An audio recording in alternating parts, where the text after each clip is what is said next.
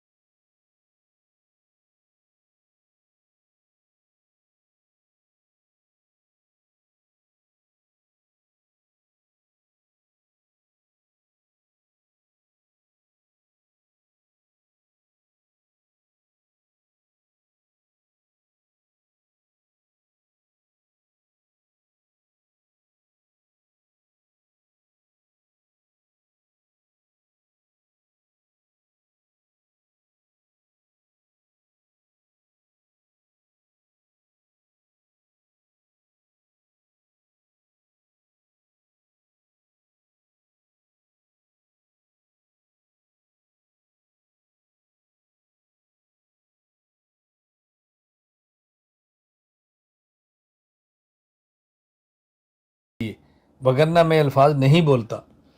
اس کو خدشہ ہو کہ اگر میں اسے الجھا تو میرا جہاز چلا جائے گا اور میں جہاز میں سوار نہیں ہو سکوں گا، وہ بندہ اس سے الجھے گا نہیں۔ اگر اس کا ڈرائیور الجھنے کی کوشش بھی کرے گا تو وہ کہے گا یار اس لڑائی کو چھوڑ، ہمارا جہاز نکل جانا ہے، اس لڑائی کو چھوڑ، ہمارے جہاز نے چلا جانا ہے۔ آپ اپنے جہاز کے چلے جانے کے خدشے سے اپنے اوپر ہونے والی گالی برداشت کر لیں گے اور اپنے اوپر کیا جانے والا تھوک برداشت کر لیں گے، اس لڑائی میں ہی پڑیں گے، اس لیے کہ میرا جہاز چلا گیا تو آئندہ جہاز ملے گا نہیں، دن لگ جائیں گے یا مہنگا ملے گا، خرچہ بہت ہوگا۔ تو اسی طرح ہدف کا تعین کر کے جب ہم دوڑیں گے تو لوگ گالیاں بھی دیں گے، برا بھلا بھی کہیں گے، الزامات بھی لگائیں گے۔ ہر الزام کا ہم جواب نہیں دے سکتے، ہر بندے کی تنقید کا جواب نہیں دے سکتے، ہر بندے سے لڑ نہیں سکتے۔ خاموشی سے اپنے کام میں لگے رہیں، ایک وقت آئے گا آپ ہدف تک پہنچ جائیں گے اور الزام لگانے والے لگاتے رہیں گے اور آپ کی بڑھتی ہوئی رفتار کو دیکھتے رہیں گے۔ اس کا بہت زیادہ اہتمام فرمائیں وگرنہ الجھنیں پیدا ہوں گی۔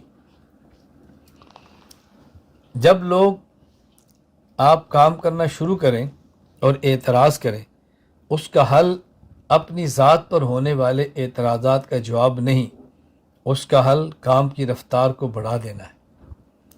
کام کی رفتار کو بڑھا دیں۔ مجھے ایک بار میرے ایک شاگرد نے، یہ تو کئی بار ہوتا ہے لیکن ایک بار میں بطور واقعہ بتا رہا ہوں، مجھے اس نے رابطہ کیا اور کہا استاد جی ہمارے علاقے میں بعض لوگ آپ کی ذات پر اور اس کام پر بہت اعتراض کرتے ہیں، کیا جواب دیں؟ میں نے کہا بیٹا کام تیز کر دیں، کام کی رفتار بڑھا دیں۔ جب تک آپ کام نہیں کریں گے تب تک لوگ آپ کو برا نہیں کہیں گے، اور جب آپ کام کریں گے تو لوگ آپ کو برا کہیں گے۔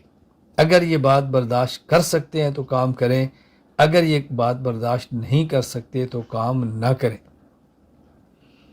جب تک آپ کام نہ کریں، بہت اچھے بچے ہیں، بہت شریف بچے ہیں اور بہت نیک ہیں، آپ تو کسی کچھ کہتے ہی نہیں ہیں، لیکن جب آپ نے کام شروع کر دیا، آپ کو لیڈر بننے کا شوق ہے، پیسے اکٹھے کرنے کا شوق ہے، شہرت کا شوق ہے، ہم ان کو جانتے ہیں، یہ ساری باتیں آپ سن سکتے ہیں تو کام کریں، نہیں سن سکتے تو پھر یہ کام نہ کریں۔ میں اس سے بڑی آپ کی خدمت میں مثال کون سی پیش کروں کہ رسول اکرم صلی اللہ علیہ وسلم جب تک اعلان نبوت نہیں فرمایا، جب تک اللہ کی توحید کا ڈنکا نہیں بجایا، تب تک ہر فرد کہتا تھا بہت نیک ہے، صادق ہے، امین ہے، شریف ہے، کیا کہنا آپ کا۔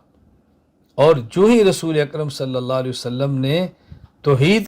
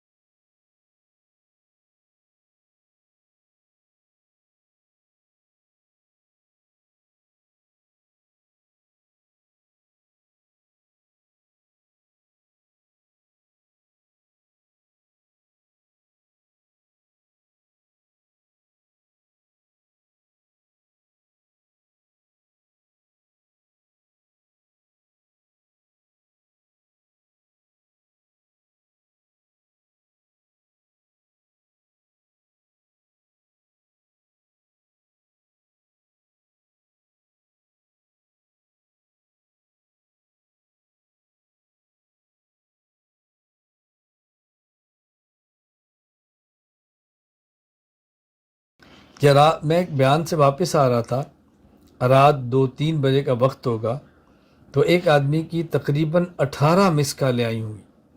میں نے واپسی کال کر لی کہ شاید طالب علم ہوگا، پیسے نہیں ہوگے، یا کوئی غریب آدمی ہوگا۔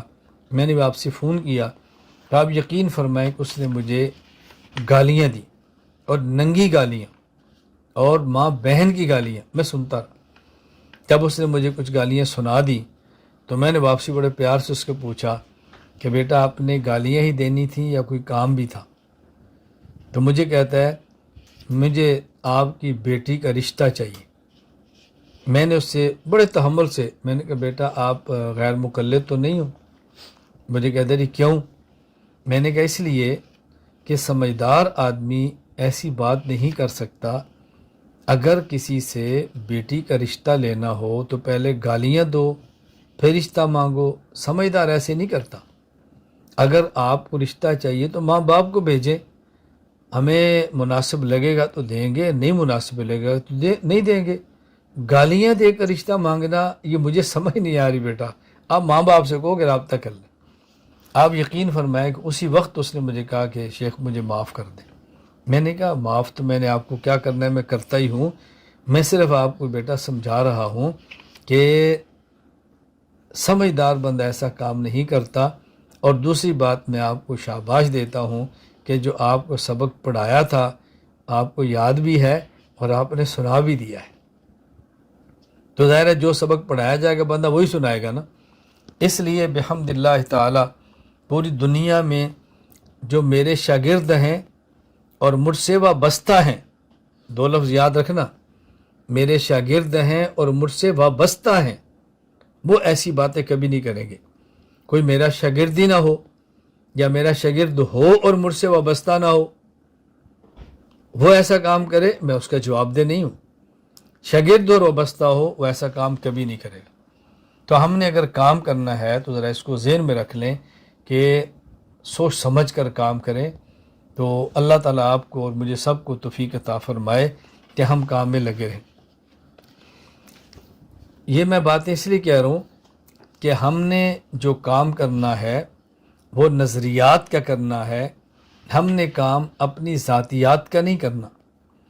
جب ہمارے اتفاق یا اختلاف کی بنیاد نظریات ہے اور ہمارے اتفاق یا اختلاف کی بنیاد ذاتیات نہیں ہے تو پھر نظریے کا جواب ہونا چاہیے، نظریے پر ہونے والے اعتراض کا جواب دینا چاہیے۔ ذاتیات کا اختلاف ہی نہیں ہے تو پھر ذات پر اعتراض کے جوابات کا کیا مطلب ہے؟ کوئی فرق نہیں پڑتا۔ میرے ایک شاگرد ہیں، اسی طرح دورہ تربیت علماء موجود تھا، وہ دورہ سے واپس گئے تو ان کو ایک شخص کا فون آیا، اور فون پر انہوں نے تقریباً 20 منٹ بات کی کہ تم وہاں گئے تھے، یہ تمہارا استاد ایسا ہے ایسا ہے ایسا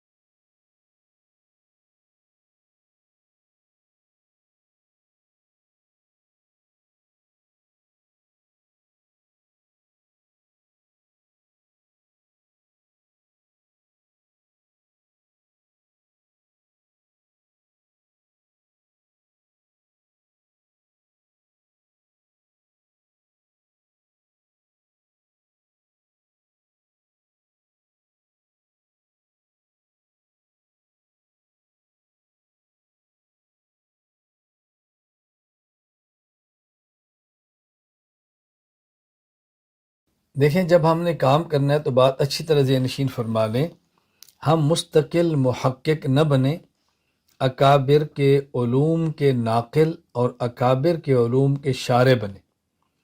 اکابر کے علوم کے ناقل بننے کا معنی یہ ہے کہ جو ہمارے اکابرین نے عقائد اور مسائل بتائے ہیں وہی ہم آگے بتائیں، اور شارح بننے کا معنی ہے وہی آگے سمجھائیں۔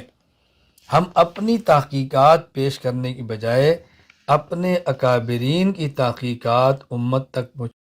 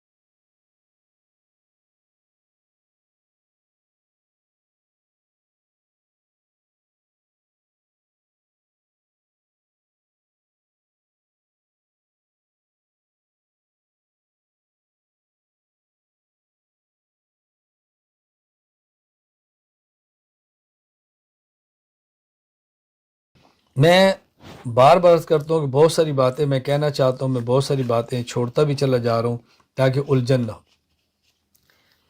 اگر آپ کسی عقیدہ یا کسی مسئلہ پر اپنے علاقے میں کام کرنا چاہتے ہیں، اس عقیدہ اور اس مسئلہ پر سب سے پہلے اپنے اکابرین کی تحقیقات کا مطالعہ فرما لیں، ان کی تحقیقات کو سمجھ لیں اور اس کے بعد کام کریں۔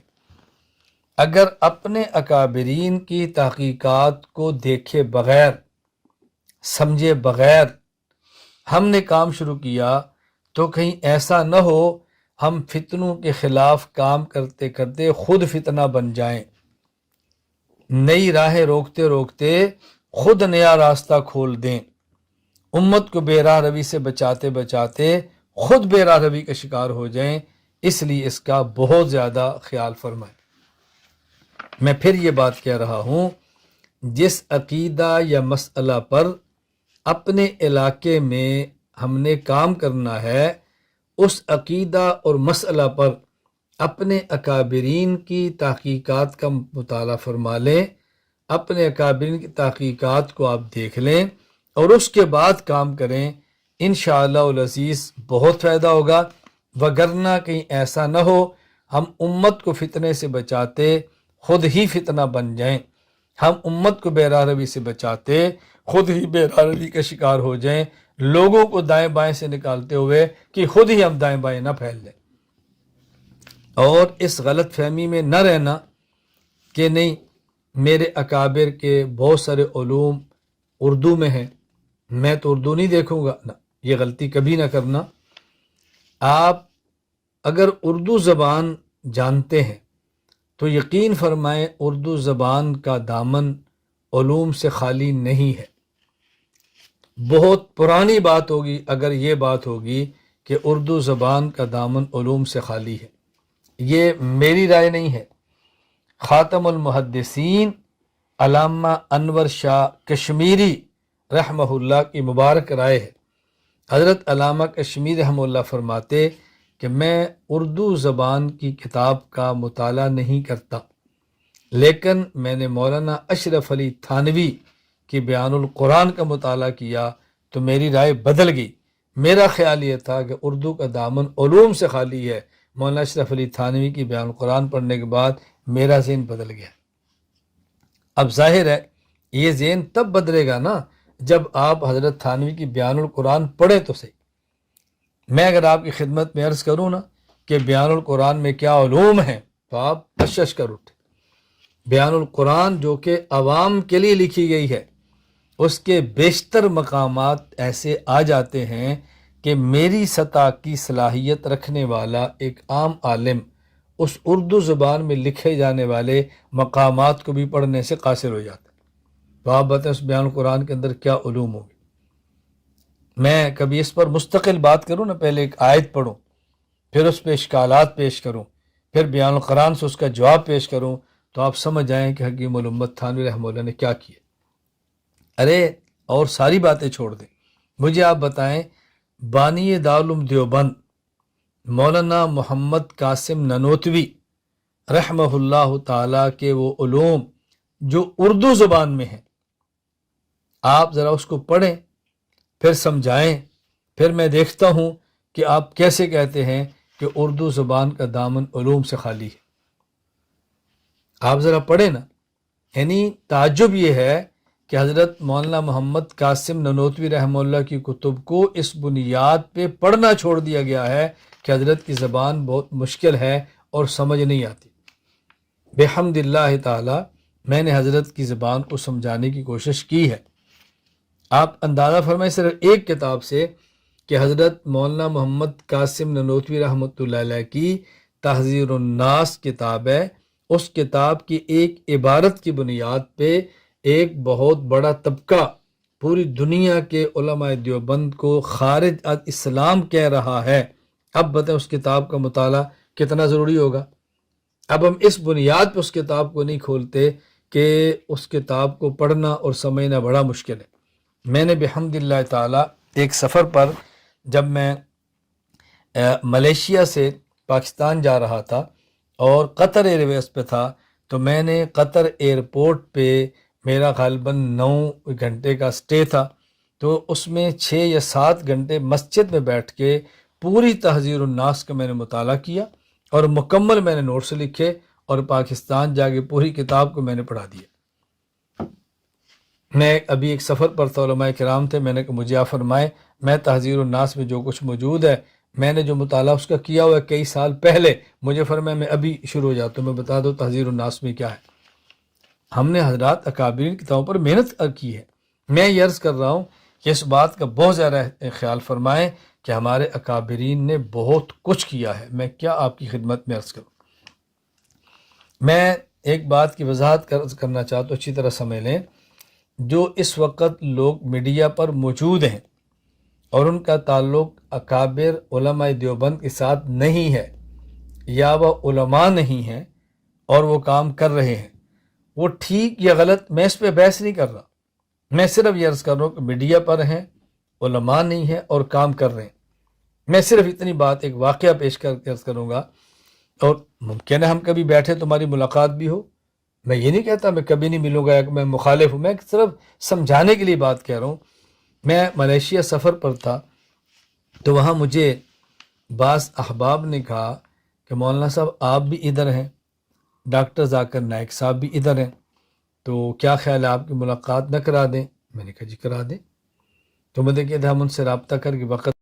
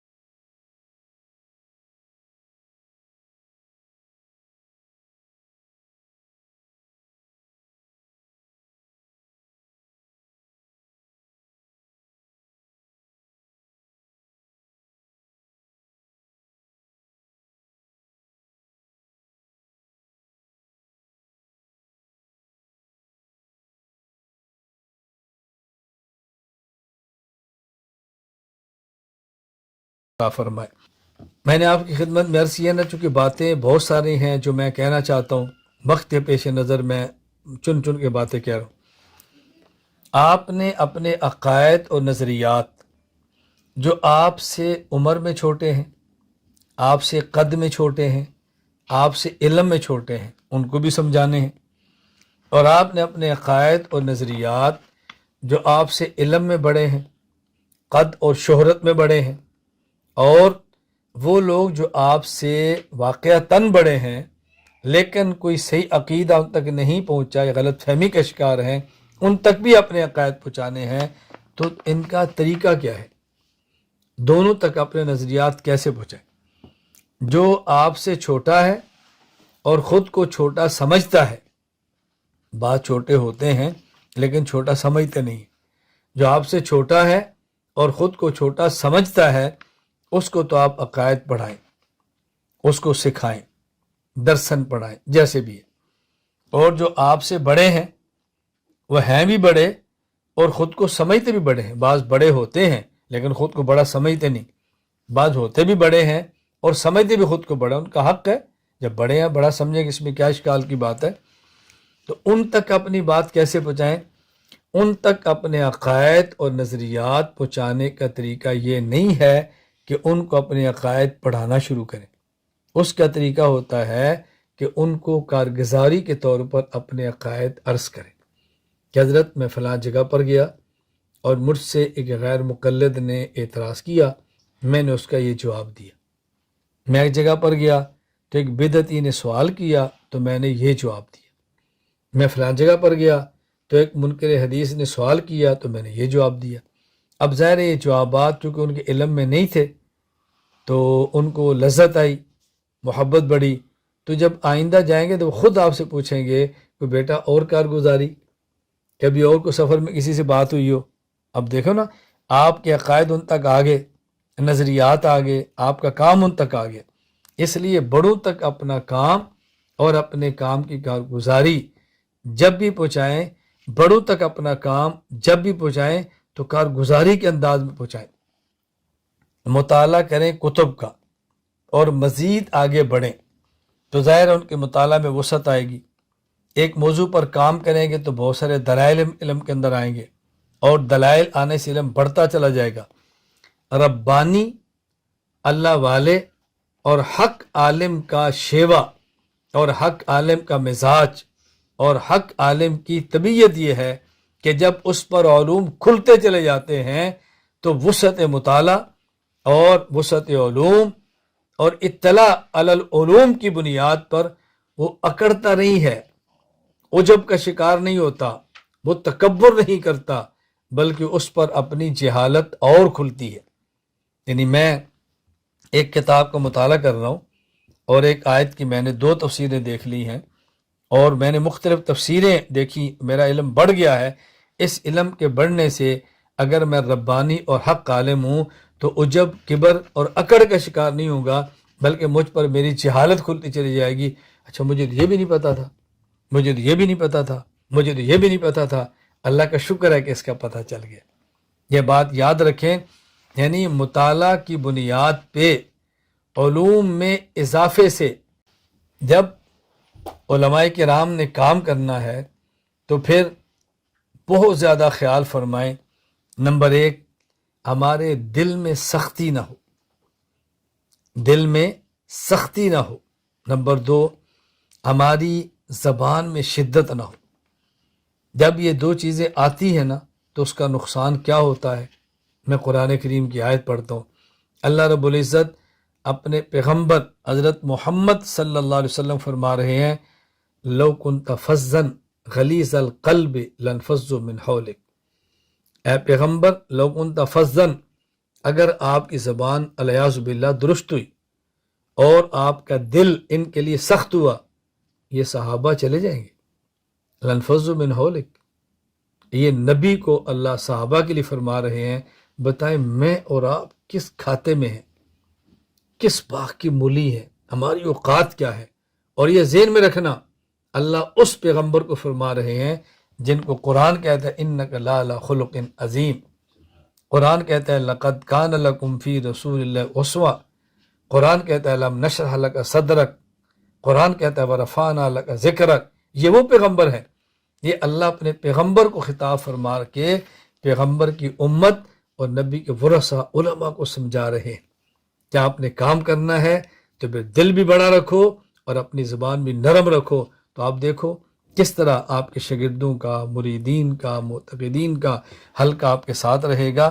اللہ تعالیٰ ہمیں یہ باتیں سمجھنے کی توفیق عطا فرمائے۔ اگر کام کرنا ہے دسترخوان کو وسیع رکھیں، اپنے دسترخوان کو وسعت دیں۔ دسترخوان کی برکت سے بہت علوم پھیلیں گے، آنے والے کے کرام، آنے والے کی خدمت، آنے والے کے لیے اپنے دسترخوان کو بچھانا، خدمت و اکرام کرنا، دسترخوان کا بہت اہتمام کریں۔ یہ مزاج نبوت ہے۔ علماء کرام سے میں گزارش کروں گا، کام کرنا ہے تو پھر وقت کی پابندی کریں، وقت پہ بات شروع کریں، وقت پہ بات ختم کریں، جو وقت دیا اس وقت پر پہنچیں، تاخیر ہوگی تو اگلے کو اطلاع دیں۔ میں کہیں جاتا ہوں، کبھی آپ کا مجھ سے واسطہ پڑا تو آپ اس بات کو خود اپنی آنکھوں سے دیکھیں گے۔ اگر میں نے آپ کو یہ کہا کہ میں 7 بجے آپ کے پاس آ رہا ہوں اور رش یا ٹریفک کسی وجہ سے میں 5 منٹ بھی لیٹ ہوا تو آپ تک میرا میسج آئے گا کہ مجھے لوکیشن بتا رہی ہے کہ میں اتنے منٹ لیٹ ہوں۔ اب آپ پوچھیں گے اس کی کیا ضرورت ہے؟ ضرورت اس لیے ہے کہ آپ میزبان نہیں ہیں۔ میزبان سے مراد میزبانی کے آداب سے ناواقف ہے، مہمان کی قیمت سے ناواقف ہے۔ جو انسان میزبانی کے آداب سے واقف ہو اور اس کے مہمان کی قیمت ہو تو جو وقت مہمان بتائے گا نا آنے کا، وہ اس کی تیاری کرے گا۔ تو میں سمجھتا ہوں کہ یار جس طرح میں مہمان کے آنے پر تیار ہوتا ہوں تو یہ بھی تیار ہوگا۔ ممکن ہے میں نے 3 بجے کہا اور میں 3 بجے نہ پہنچا، ہو سکتا ہے اس نے گھر والوں کو بتا دیا ہو، اس نے اپنے بیٹے کو بتا دیا ہو دروازہ کھلا رکھنا، ممکن ہے اس کا کوئی اور عذر ہو اور اس نے انتظامات کیے ہوں، تو جب میں نے بتا دیے 5 منٹ لیٹ ہوں، وہ گھر والوں کو بتایا کہ خیر بیٹا تھوڑی دیر بعد جانا، ابھی کوئی مسئلہ نہیں، چلے میں جلدی وضو کر لیتا ہوں۔ کبھی ایسے ہوتا ہے جس کے آپ جا رہے ہیں وہ خود گھر باہر سے آتا ہے، اس نے تقاضا کرنا ہوتا ہے، اس نے وضو تازہ کرنا ہوتا ہے، جب پتہ ہے کہ آپ 3 بجے آ رہے ہیں تو وہ کھڑا ہے کہ ایسا نہ ہو کہ میں بیت الخلاء میں ہوں اور مہمان آ جائے۔ جب آپ کا میسج چلا گیا میں 5 منٹ لیٹ ہوں، وہ کہے کہ چلو اچھا میں ذرا 5 منٹ تیاری کر لیتا، مجھے موقع مل گیا۔ اب بتائیں کتنا فائدہ ہوا؟ یہ تو میں ایک فائدہ بتا رہا ہوں، وقت کی پابندی کریں۔ اگر کوئی جلسے پر بلائے اور دور سے بلائے اور بلا کر بیان کا وقت نہ دے، کبھی رنجیدہ نہ ہوں، کبھی دل چھوٹا نہ کریں۔ مجھے اتنی دور سے بلایا اور بیان کرنے کا موقع نہیں دیا، جلسے والوں کا عذر ہوگا، کوئی ان کی مجبوری ہوگی، کوئی تقاضا ہوگا۔ ہم اللہ کے لیے آئے ہیں، اجر کے لیے آئے ہیں، بیان کریں گے تب بھی اجر ملے گا، نہیں بیان کریں گے تب بھی اجر ملے گا۔ اور اگر کوئی بلائے اور بلا کر بیان کا تھوڑا وقت دے تب بھی ناراض نہ ہو کہ فلاں کو وقت کم دیا، زیادہ دیا، مجھے کم دیا، کیوں؟ میری حیثیت کا خیال نہیں کیا۔ جتنا وقت دیا ہے اس کی قدر کریں، اس کا خیال فرمائیں۔ آپ یقین فرمائیں، میں اپنی آپ بیتی عرض کرتا ہوں، مجھے ایک مرتبہ کانفرنس کے لیے بلایا گیا اور چونکہ سفر بہت لمبا تھا، یعنی میرا وہ سفر جہاں تک مجھے یاد پڑتا ہے وہ 10 سے 12 گھنٹے کا کوچ کا سفر ہوگا اور رات کا سفر۔ میری آنکھوں میں تکلیف تھی، مجھے یعنی میں خیبر پختونخوا کے سفر پر تھا اور ڈی خان پہنچا، میرا 2 دن کا بھی دورہ باقی تھا، ایمرجنسی آگے سندھ میں ایک بڑی کانفرنس تھی، تو انہوں نے کہا مولانا ہماری خواہش ہے کہ آپ جیسے بھی ہے آپ اس میں ہیں۔ تو میں نے اپنی گاڑی چھوڑی، اپنا گارڈ چھوڑا، وہاں کے میں ایک لڑکے کو ساتھ لیا اور لمبا سفر کوچ پہ کیا، جبکہ میری آنکھوں میں تکلیف تھی۔ وہاں میں رات 2 بجے پہنچا، پھر مجھے گھر لے کر گئے، سلایا اور دوسری صبح 3 بجے اسٹیج پر لائے، 2 گھنٹے بٹھا کر کہا کہ ہمارے کچھ سیکورٹی ایشوز آ رہے ہیں اور ہم جلسہ لمبا نہیں کر سکتے تو آپ کا بیان نہیں ہوگا۔ میں نے کہا کوئی بات نہیں، میں نے آج تک محسوس نہیں کیا، کبھی ناراضگی کا اظہار بھی نہیں کیا۔ کیوں؟ میں اجر کے لیے گیا تھا، بیان کرتا تب بھی اجر تھا، بیان نہیں کیا تب بھی اجر ہے، اس میں حرج کی کیا بات ہے؟ میزبان کی مشکلات کو سمجھنا چاہیے۔ اسی طرح اگر کوئی میزبان بلائے تو آپ دیکھیں کس عنوان پہ بیان چاہتا ہے، ان سے پوچھ لیں میں کہیں جاتا ہوں میں پوچھتا ہوں میرے بیان کا عنوان کیا ہوگا، میرا بیان کتنے وقت کا ہوگا، دورانیہ، اور یہ بتائیں میرا بیان شروع کب ہوگا۔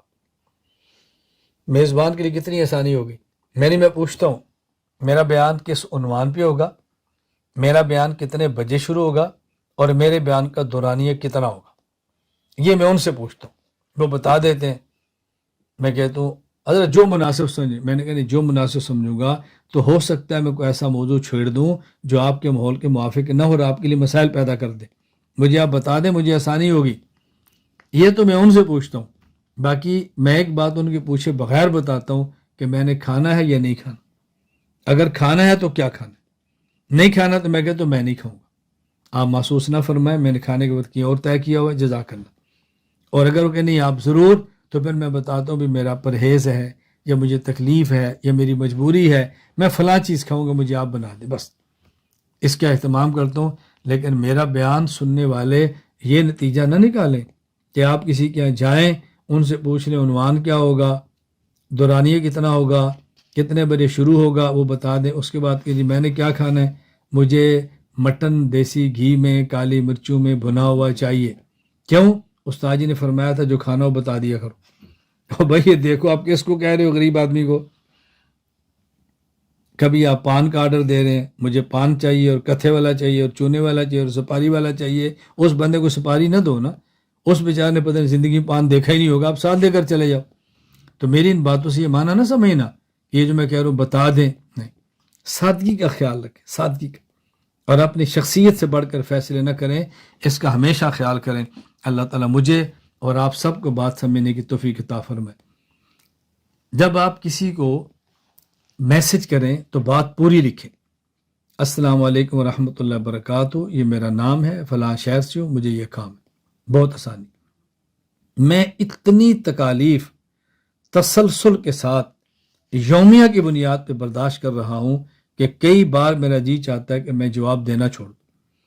مجھے میسج کریں گے السلام علیکم ورحمۃ اللہ وبرکاتہ، ختم، میں بیان کے اندر ہوں، میں 3 گھنٹے بعد فارغ ہوں گا، یا میں سویا ہوں، میں اٹھوں گا، میں لکھوں گا وعلیکم السلام ورحمۃ اللہ وبرکاتہ۔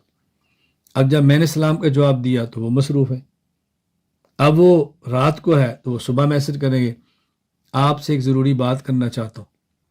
اب چونکہ ہمارے دن رات کا فرق ہے، گھنٹوں کا فرق ہے، تو میں نہیں دیکھ سکا، اب میں بعد میں کروں گا، جی فرمائیں۔ اچھا، اس کے بعد پھر اگلی بات کریں گے، مناسب ہو تو میں کال کر لوں، چلو اس کے بعد میں کہوں گا ٹھیک ہے جی کر لیں۔ اب بتاؤ 2 دن گزر گئے، کبھی مجھے پوچھنا پڑتا ہے آپ کا تعارف کیا ہے، بعض لوگ مجھ سے ناراض ہو جاتے آپ نے مجھے پہچانا نہیں۔ میں نے کہا بھی آپ کا نمبر میرے پاس محفوظ نہیں ہے، میں کیسے پہچانوں؟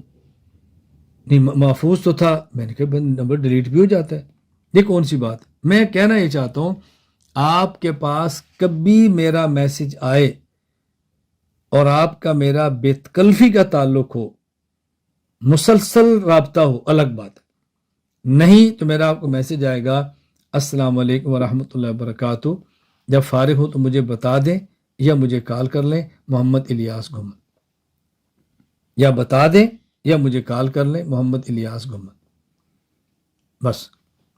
اب کبھی اس کا جواب بھی آگے کیا آتا ہے، میں آپ کو کب کال کروں، اب میں پھر پریشان بیٹھوں، پھر دیکھوں گا، میں کہنا کر لو، ان کا پھر 2 گھنٹے بعد آئے گا آپ کا میسج آیا تو میں فارغ نہیں تھا، میں اب کال کر لوں، پھر وہی بات پھنسی رہی۔ جب میں نے آپ کو صاف لفظوں میں کہہ دیا ہے جب فارغ ہوں تو مجھے بتا دیں یا مجھے کال کر لیں، آپ فارغ ہیں تو فوراً کال کر لیں، جی میں نے اس لیے کہ شاید آپ مصروف ہوں گے، میں نے کہا شاید مصروف ہوں گا تو میرا میسج میں لکھا نہیں کہ آپ جب فارغ کال کر لیں، میں مصروف ہوں گا تو کال دے کے واپسی کال کر لوں گا۔ خیر میں عرض کر رہا ہوں کہ جن سے میرا تعلق بہت گہرا نہ ہو میں یوں لکھتا ہوں، جب بہت گہرا ہو تو پھر میں یوں لکھتا ہوں جب فارغ ہو مجھے کال کریں، بات ختم ہوگی۔ اللہ میں بات سمجھنے کی توفیق عطا فرمائے، تو بات پوری کرنا سیکھیں، اسے بہت الجھنیں ختم ہو جاتی ہیں۔ میری آخر میں آپ سے گزارش یہ ہے کہ دعا مانگنے کا بہت زیادہ اہتمام کریں، اللہ سے دعا مانگیں، خلوت میں، جلوت میں، اور جن مقامات پر مسنون دعائیں ہیں وہاں پر وہی دعا مانگیں، اور باقی اپنی حاجات اللہ کے سامنے رکھیں اور اللہ سے دعائیں مانگتے رہیں۔ کسی شیخ سے بیعت کا تعلق ضرور قائم فرمائیں، اور بیعت اس شخص سے کریں جن سے آپ کا مزاج ملتا ہو اور جن سے آپ کا رابطہ ہو سکتا ہو۔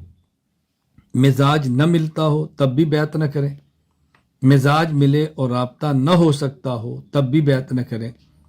بیعت کی برکات تو ممکن حاصل ہو جائیں لیکن بیعت کے فوائد حاصل نہیں ہوں گے۔ میں نے آپ سے عرض کیا کہ ہم وقت کی بہت پابندی کرتے ہیں۔ اعلان ہوا تھا 22 اگست 2023 منگل سے پیر 3 بجے آغاز ہوگا اور 24 اگست 2023 جمعرات سے پیر 5 بجے اختتام ہوگا۔ آپ اپنی گھڑیاں دیکھ لیں اور دیکھ لیں کہ ہم نے وقت کے مطابق اجتماع کو ختم کر دیا ہے۔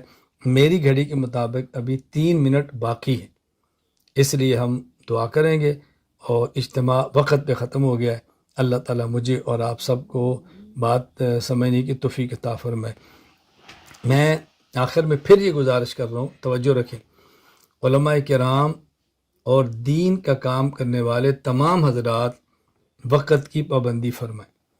ہمارا سالانہ دورہ تربیت العلماء جو اگست 2023 کو منعقد ہوا، ہمارا اعلان تھا کہ ہم 22 اگست 2023 منگل سے پیر 3 بجے شروع کریں گے اور 24 اگست 2023 جمعرات سے پیر 5 بجے ختم کریں گے۔ آپ حضرات اپنی گھڑیاں دیکھ لیں، میری گھڑی کے مطابق ابھی 2 منٹ باقی ہیں، تو ہم نے پورے وقت میں اجتماع کو شروع کیا ہے اور پورے وقت پر اجتماع کو ختم کر دیا ہے۔ لہذا مجھ سے تعلق رکھنے والے تمام علماء کرام اور دین کی خدمت کرنے والے حضرات اور دین کی خدمت کرنے والی خواتین، ماؤں، بہنوں اور بیٹیوں سے میری گزارش ہے کہ وقت کی پابندی کریں تاکہ آپ کے اجتماعات میں آنے والے کو پتہ ہو ان کا اجتماع اتنے بجے شروع ہوتا ہے اور اتنے بجے ختم ہو جاتا ہے۔ وآخر دعوانا ان الحمد للہ رب العالمین۔ الحمد للہ رب العالمین والصلاة والسلام علی رسولہ وعلی آلہ وصحابہ اجمعین۔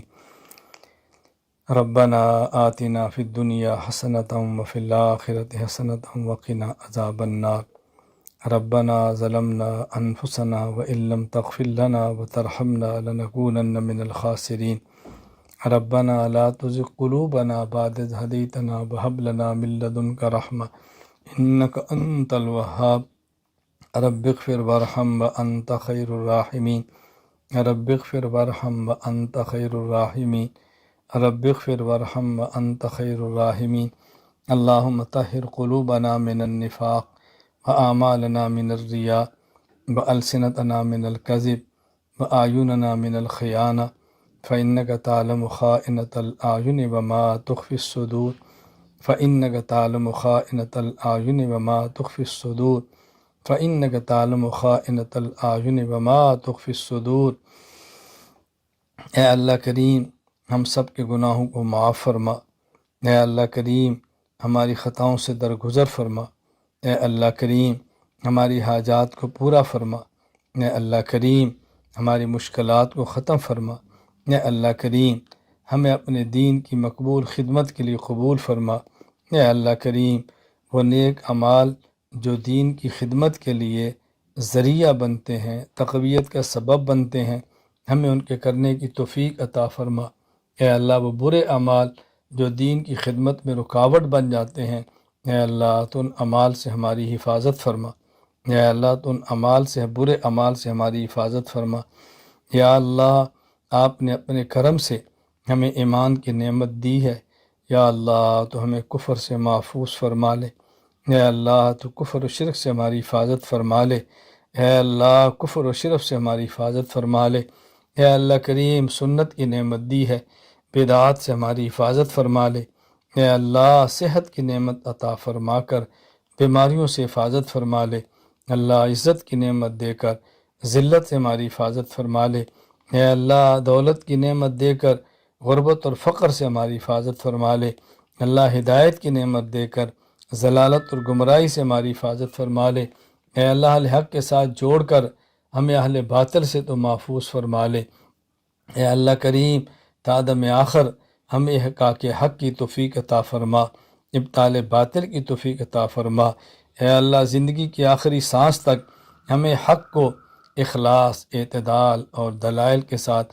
مسلسل بیان کرنے کی توفیق عطا فرما۔ اے اللہ ہمیں زندگی کی آخری سانس تک اخلاص، اعتدال اور دلائل کے ساتھ مسلسل باطل کی تردید کرنے کی توفیق عطا فرما۔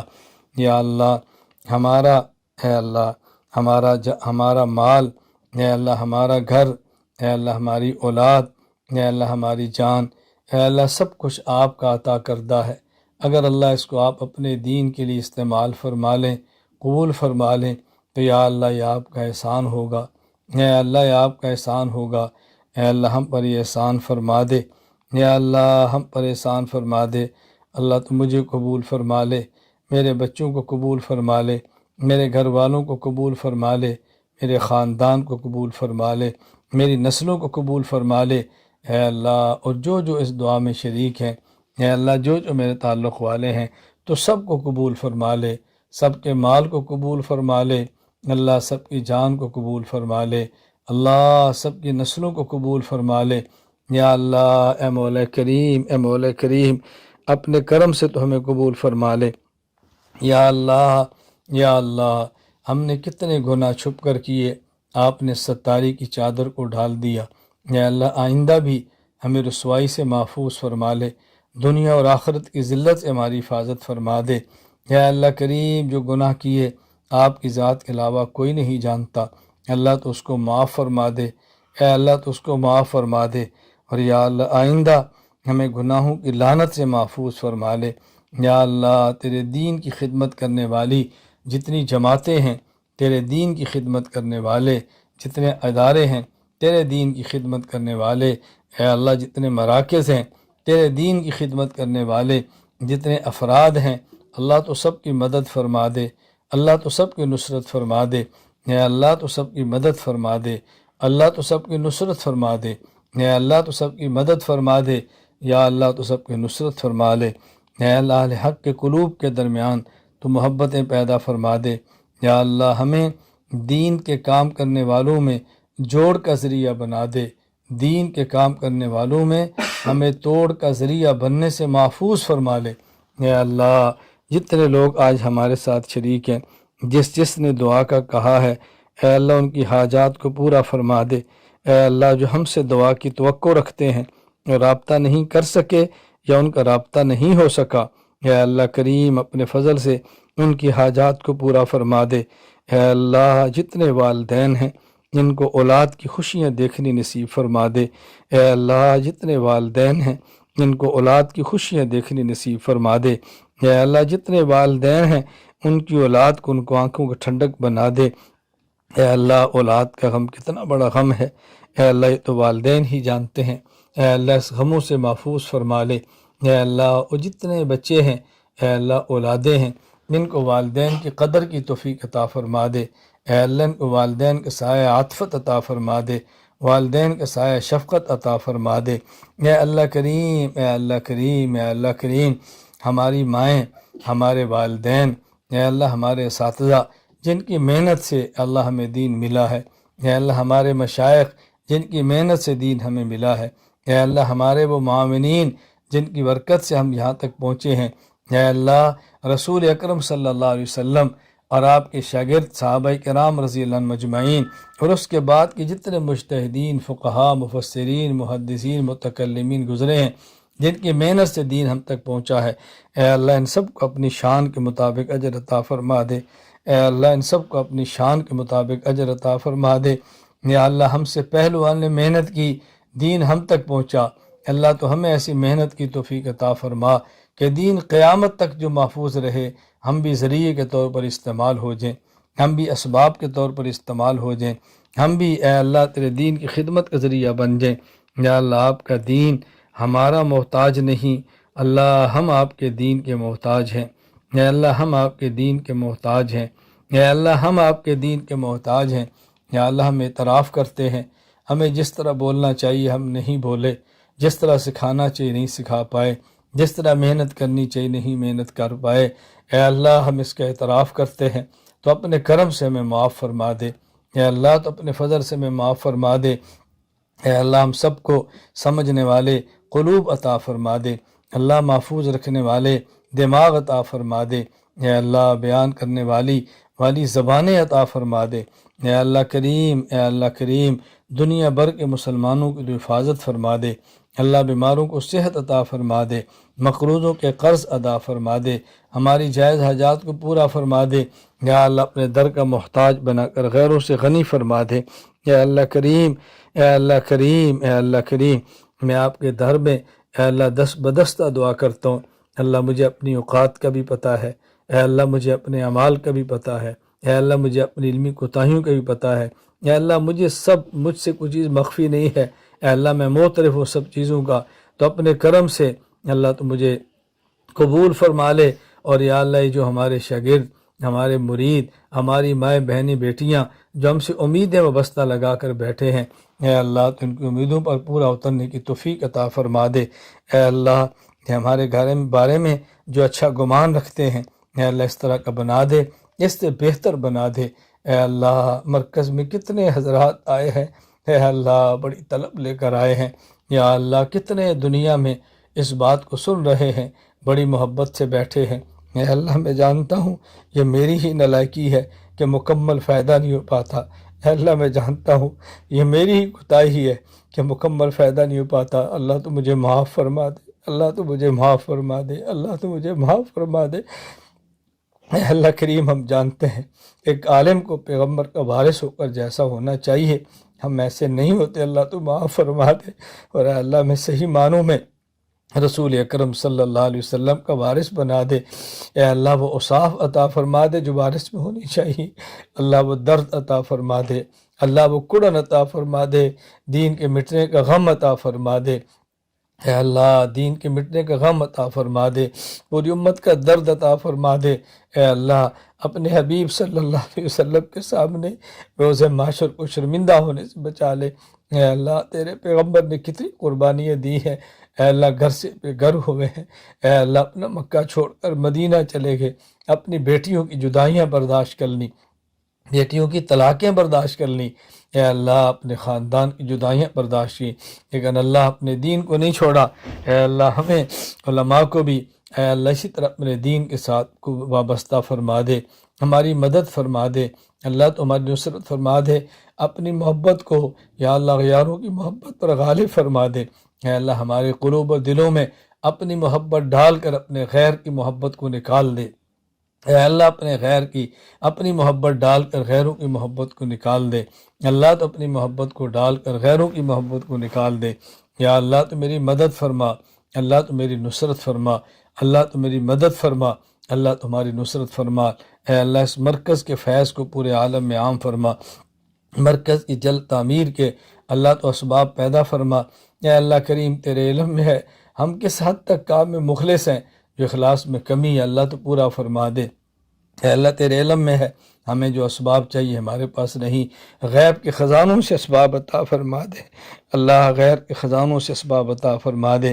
اے اللہ میں تیرے دربار میں ہاتھ باندھ کر کھڑا ہوں، پوری دنیا کے وہ افراد، پوری دنیا کے میرے بھائی، پوری دنیا کی ہماری بہنیں جو ہمارے ساتھ معاونت کرتی ہیں اور ہمارے ساتھ کھڑے ہیں، اللہ تو ان کے لیے کافی ہو جا۔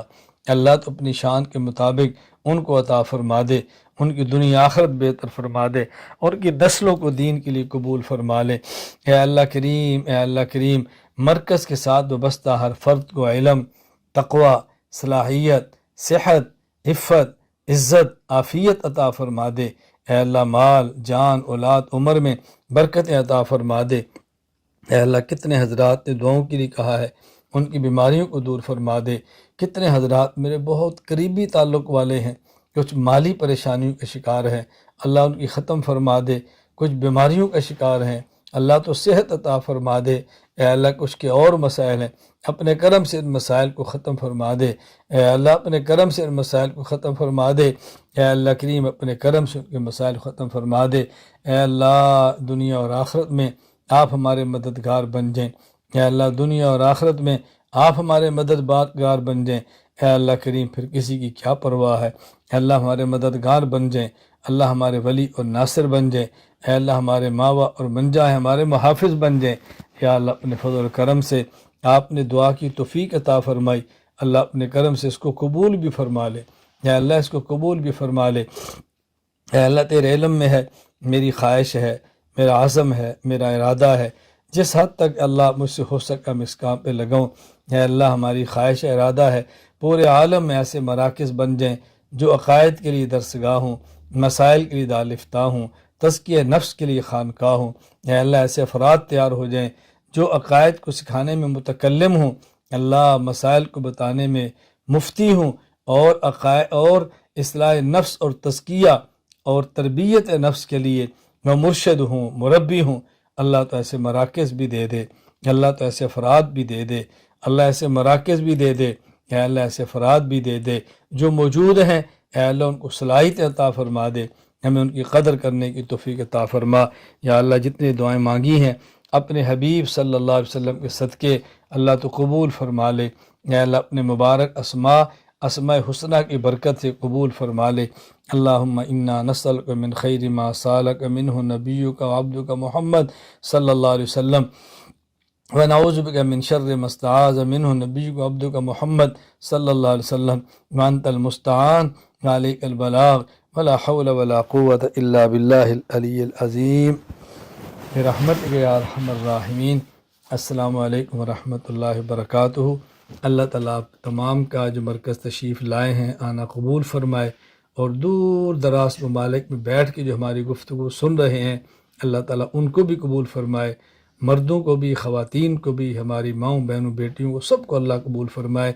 میں جانتا ہوں پورے عالم میں جس طرح ہمارے ساتھ مرد حضرات وابستہ ہیں، اسی طرح ہمارے ساتھ ہماری مائیں بہنیں اور بیٹیاں وابستہ ہیں، بڑی عقیدت سے، بڑی محبت سے، بڑے جذبات سے وہ کام میں لگی ہیں اور دعائیں کر رہی ہیں۔ اللہ قبول فرمائے۔ میں آخر میں وقت ختم ہو گیا ہے، جو حضرات جانا چاہیں بے شک جا سکتے ہیں، میں اپنی طرف سے باتیں کروں، ہمارا ٹائم پورا ہے۔ میں نے عرض کیا میں اس لیے گزارش کر رہا ہوں کہ میں پوری دنیا میں حضرات سے اور خواتین سے گزارش کرتا ہوں ہمارے یہاں جب بھی کوئی کورس کا اعلان ہوتا ہے شرکت کریں، کتابوں کا اعلان سے پڑھیں، مکتبہ بنا ہوا اپنے پاس چیزیں لیں، اور اس پر مسلسل ہمارے معاون بنے، کام کو آگے بڑھانے کی فکر کریں۔ انشاءاللہ پورے عالم میں اس کام نے پھیلنا ہے، بس اللہ ہم سب کو اس کا ذریعہ بنا دے۔ السلام علیکم ورحمۃ اللہ وبرکاتہ۔